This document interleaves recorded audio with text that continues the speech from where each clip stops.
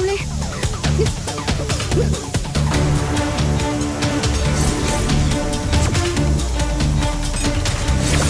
இதை வச்சு லீக்கேஜை லாக் பண்ண முடியுமான்னு பார்க்கலாம்.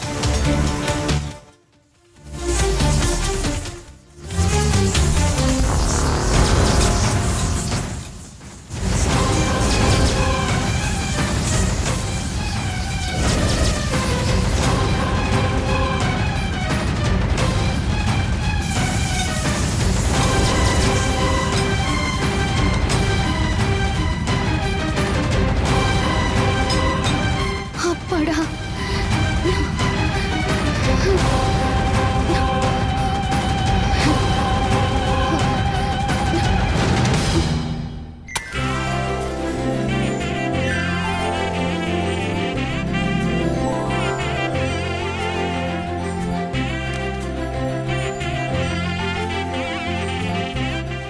எப்படி கேஸ் லீக் ஆயிருக்கும்? இது தானா நடந்த மாதிரி தெரியலையே. ஒருவேளை புவனேஸ்வரியோட வேலையா இருக்குமோ? இவ பண்ணிருந்தா இவையே இங்க வந்திருக்க போறா. வேற யார் பண்ணிருப்பாங்க? ஏத்து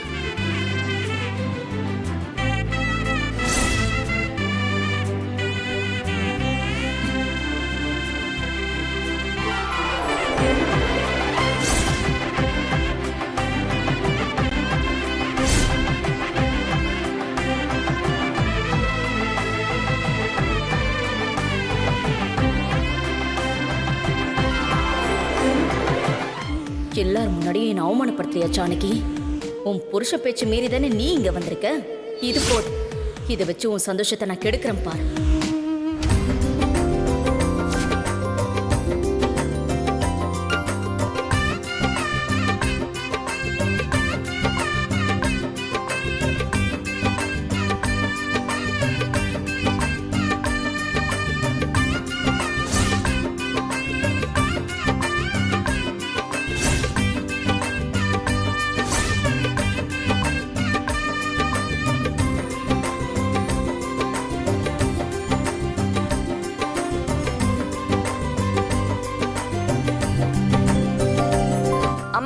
ஆசீர்வாதம் பண்ணுங்க.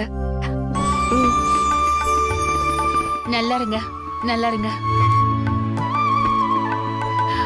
நல்லா இருடா. டே கதிரு, நீ இந்த தொழில நல்லா முன்னேறி வருவ. எனக்கு அந்த நம்பிக்கை இருக்குடா. நீங்க பெருமைப்படுற மாதிரி நான் ஜெயிச்சு காமிப்பேன் அத்தை. ரொம்ப சந்தோஷம்டா. சரி, நான் கிளம்புறேன். சாப்பிட்டு போலாம்.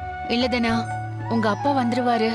மா, அப்பா உங்க மேல கோவப்படுவார்ல? அதெல்லாம் நீ எதையும் யோசிக்காத, நான் பாத்துக்கிறேன். நீங்க 2 பேரும் சந்தோஷமா இருங்க, எனக்கு அது போதும். சரி அத்தை, நான் வரேன்.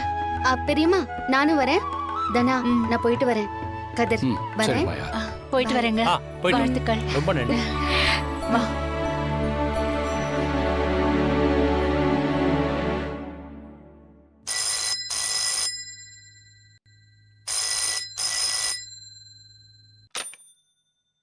ஹலோ. என்ன ரகுராம், எப்படி இருக்க?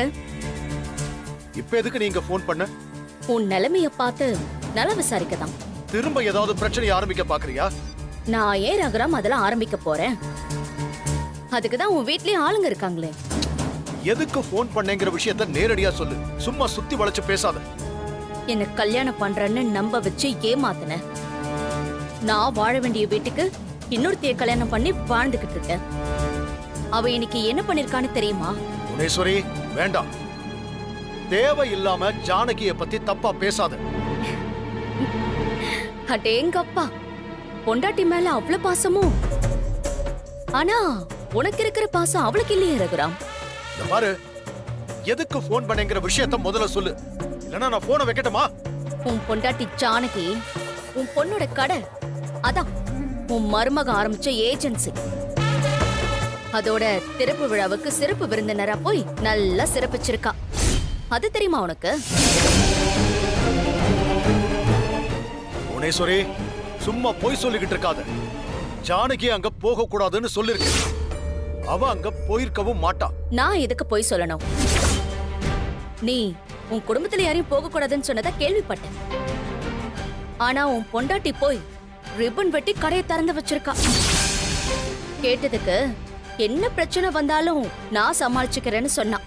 நீ சொல்றதுல எனக்கு நம்பிக்கை இல்ல. தேவையில்லாம என் குடும்பத்துல குழப்பத்தை வர வைக்க வேண்டாம். உன்னை பார்த்தாலே பாவமா இருக்கு ரகுராம். ஊருக்கே புத்தி சொல்ற தலைவர், ஆனா வீட்டுக்கு ஒரு முட்டாளா இருக்க. உன் பொண்டாட்டி உன்னை முட்டாளாக்கிட்டான். ஏய், வாய மூடு. என் ஜானகி கண்டிப்பா அங்க போயிருக்க மாட்டான். இவ்ளோ சொல்லியும் நம்ப மாட்டல்ல? சரி, உனக்கு ஆதாரம் போட்டோவா வேணுமா இல்ல வீடியோவா வேணுமா? எல்லாமே என்கிட்ட இருக்கு, அனுப்பி விடுறேன். பொறுமையா உட்காந்து பாரு. ஜானகி மட்டும் அங்க போயிருந்தா என்ன விளைவுகள் வரும்னு கண்டிப்பா அவளுக்கு தெரியும். அவ்ளோ நம்புறியா உன் பொண்டாட்டியா? அங்க வருவா, அவகிட்டயே கேட்டு பாரு, அவசியத்தை சொல்லுவா.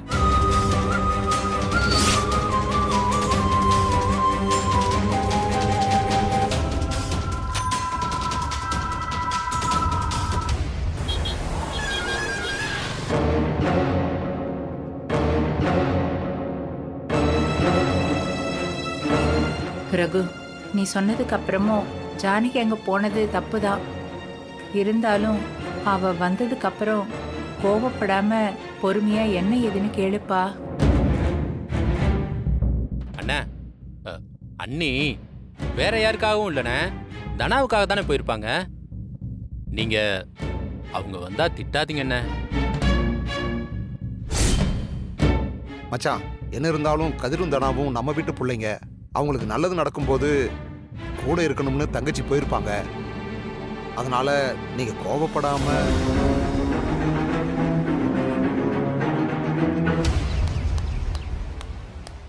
பார்வதி,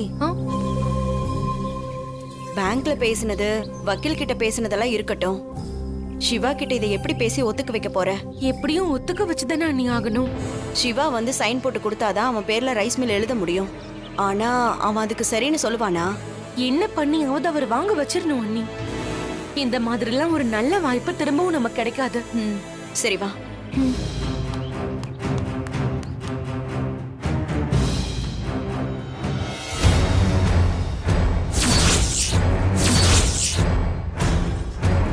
என்ன எல்லாரும் ஒன்னா நின்னுட்டு இருக்காங்க? மாமா வேற கோவமா இருக்கிற மாதிரி இருக்கு. அவங்களுக்கு நம்ம பண்ண விஷயம் தெரிஞ்சிருக்குமோ?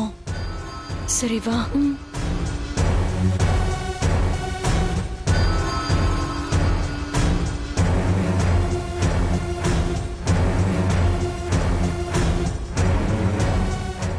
என்ன எல்லாரும் ஒரு மாதிரி இருக்கீங்க? சாரு, என்னாச்சு? இந்த கதிரோட கேஸ் ஏஜென்சி ஓபனிங்க்கு யாரும் போக கூடாதுன்னு பெரியப்பா சொன்னாருல்ல.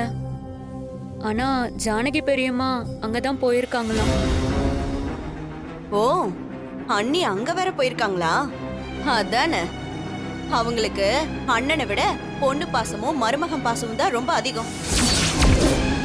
இந்த பாரு, எரியற தீயில எண்ணெய் எடுத்து ஊத்தாத. கொஞ்ச நேரம் பேசாம இரு.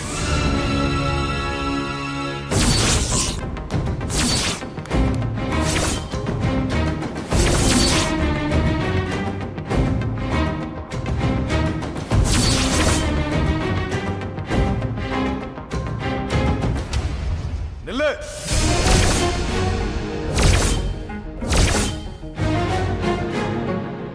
எங்க போயிட்டு வர?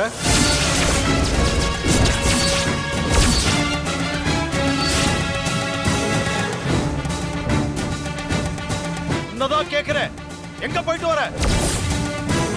அண்ணி கேக்குறாருல, பதில் சொல்லாம அப்படியே நின்னுட்டு இருக்கீங்க. அதானே, நீங்க எப்படி சொல்லுவீங்க? மருமகன் தொழில் ஆரம்பிக்கிறதுக்கு போய் நீங்க வாழ்த்திட்டுல வந்திருக்கீங்க.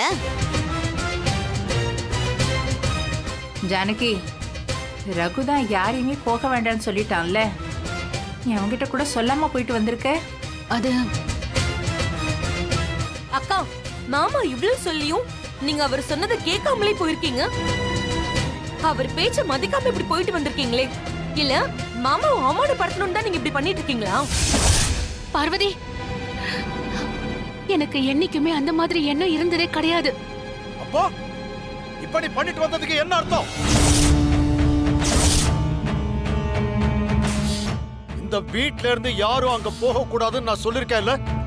ஆனா அதையும் மீறி நீ போயிருக்க.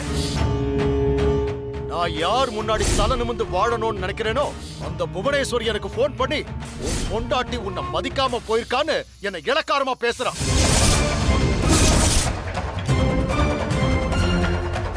நான் சொன்ன வார்த்தையை விட உனக்கு அந்த கதிர் முக்கியமா போயிட்டா இல்ல? ஐயோ அப்படியெல்லாம் இல்லைங்க.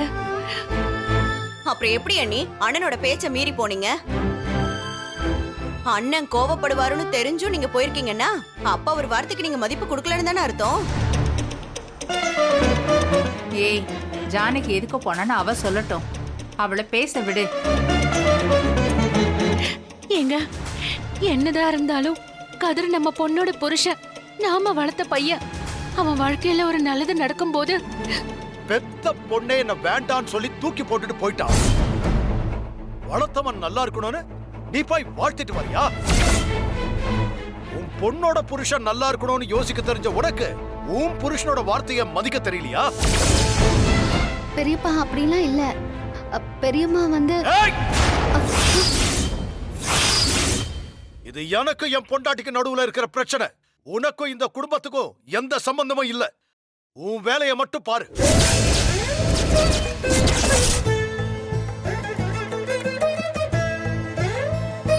ஜானகி, உனக்கும் எனக்கும் தனிப்பட்ட விஷயத்துல எந்த சண்டையும் வந்ததில்லை. உனக்கும் எனக்கும் இருக்கிற பிரச்சனையே அந்த கதிரும் இவளும் தான். இவங்களுக்காக நீ ஆதரவா பேசி பேசி நமக்குள்ள இருக்கிற விரிசலை அதிகமாக்கிக்கிட்டே இருக்க. இந்த மாதிரி எதுவும் நடக்க கூடாதுன்னு தானே உன்கிட்ட நான் அன்னைக்கே சமாதானமா போனேன். ஆனா ஒவ்வொரு தடவையும் நீ அவங்களுக்காக என்ன அவமானப்படுத்திக்கிட்டு இருக்க. ஐயோ ஏங்க, நான் உங்க மனைவியா மட்டும் இல்ல, ஒரு ஒரு பொண்ணோட அம்மாவா என் நிலைமைய கொஞ்சம் யோசிச்சு பாருங்க. என்ன பெத்த பாசமா? அந்த பெத்த பொண்ணுதான் இந்த குடும்பம் அப்பா அம்மா எதுவுமே வேண்டான்னு தூக்கி போட்டுட்டு இந்த குடும்பத்தை அழிக்கிறதுக்கு விஷமா வந்தவன் கூட போயிட்டாளே. அவளுக்கு உங்க மேல பாசம் இருந்தா இப்படி போயிருப்பாளா? பத்மா, இது எனக்கும் என் புருஷனுக்குமான பிரச்சனை. தேவையில்லாம இதுல நீ தலையிடாத. ஏங்க இங்க பாருங்க, உங்க வார்த்தையை மீறணும்னு நான் நினைக்கல. நான் இருந்த சூழ்நிலை அப்படி. எனக்கு போறதை விட்டா வேற வழி தெரியல. செய்யற தப்பையெல்லாம் செஞ்சுட்டு சூழ்நிலை விதின்னு சொல்லி பழிய போட வேண்டியது இல்ல. என்ன சூழ்நிலை வந்தாலும் போற வழிய மாத்திக்காம இருக்கணும். சூழ்நிலைக்கு ஏத்த மாதிரி எல்லாம் மாறிட்டு இருக்க கூடாது. நான் சொல்றத கொஞ்சம் புரிஞ்சுக்கோங்க. தானா நம்ம பொண்ணு, கதிர நாம தான் வளர்த்தோம். அவங்க ரெண்டு பேரையும் யாரும் இல்லாத அனாதை மாதிரி தனியா தவிக்க விட எனக்கு தோணலங்க. போதும் ஜானகி, போதும். நீ என்ன மீறி செய்யற எல்லா காரியத்துக்கும் ஒரு நியாயத்தை கற்பிக்கிற. பல தடவை சொல்லியும் நீ இப்படியேதான் செய்யறேன்னா அதுலயே தெரிஞ்சிடுச்சு உன் மனசுல நான் என்னவா இருக்கேன். அன்னைக்கு சொன்னீங்க கடமைக்கு மட்டும் நான் உங்க மனைவியா இல்லைன்னு. ஆனா இப்ப நீ என்ன பண்ணிட்டு வந்திருக்க? ஐயோ, நான் என்னைக்குமே அந்த மாதிரி நினைச்சதே இல்லைங்க. நான் போனதுக்கான காரணம் வேண்டாம். நீ எந்த விளக்கமும் கொடுக்க வேண்டாம். நானும் நடந்த விஷயத்தெல்லாம் மறந்துட்டு உன் கூட பழைய மாதிரி சகஜமா இருக்கணும்னு தான் நினைக்கிறேன். ஆனா உனக்கு அந்த எண்ணம் இல்லைன்னு நல்லா தெரியுது. இப்ப உனக்கு என்ன விட இங்கிருந்தோ வந்தவங்க எல்லாம் முக்கியமா போயிட்டாங்க. இதுல நான் நல்லா இருக்கணும்னு இந்த கயிறை வேற கட்டிருக்க.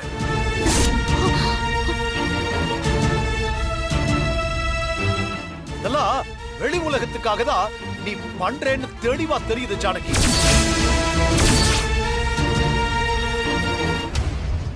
இத கட்டும் போது நான் உன்கிட்ட என்ன சொன்னேங்கிறத நீ மறந்துட்டியா? இனிமே உன் தங்கச்சி பொண்ணை பத்தியோ அந்த கதிரவனை பத்தியோ என்கிட்ட எதுவும் பேசாத. அவனை நல்லவன்னு சொல்லி அவனுக்காக வாதம் பண்ணக்கூடாது. அந்த கதிரோட நல்லது கெட்டது எதுக்கும் நீ போகக்கூடாது. அதுக்கு நீ சரின்னு சொன்னா இந்த கயிறை நான் கட்டிக்கிறேன்.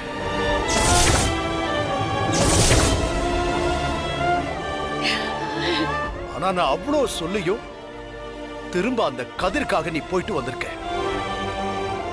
நமக்குள்ள விழுந்த இந்த விரிசல் கடைசி வரைக்கும் இப்படியேதான் இருக்க போகுதுன்னு நல்லாவே புரிஞ்சிருச்சு.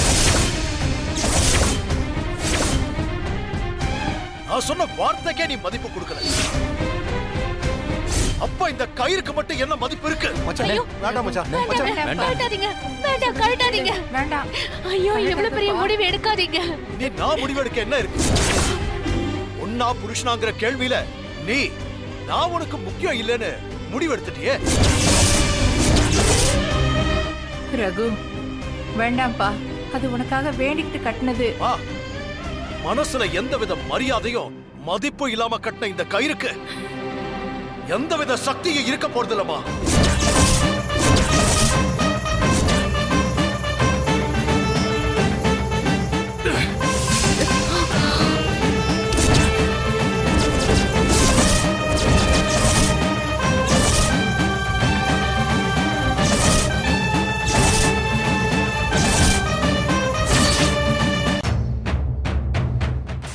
என்னைக்கு என் வார்த்தையை மீறி நீ போனியோ அன்னைக்கே நீ கட்டின கயிறுக்கும் எனக்கும் எந்த மரியாதையும் இல்லைன்னு தெரிஞ்சிருச்சு. நீ கடமைக்காக கூட என் மனைவியா இருக்க வேண்டாம்.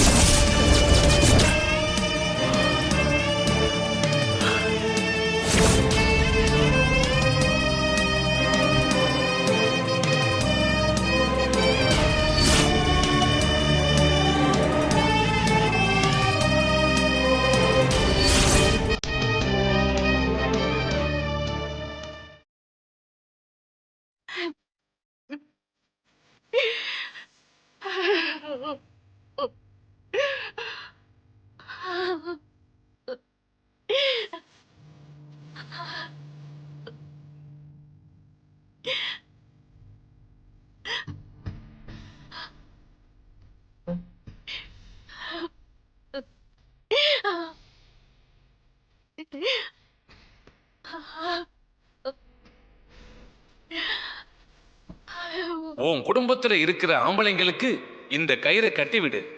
அவங்களுக்கு எந்த ஆபத்தும் வராம இந்த கயிறு பார்த்து.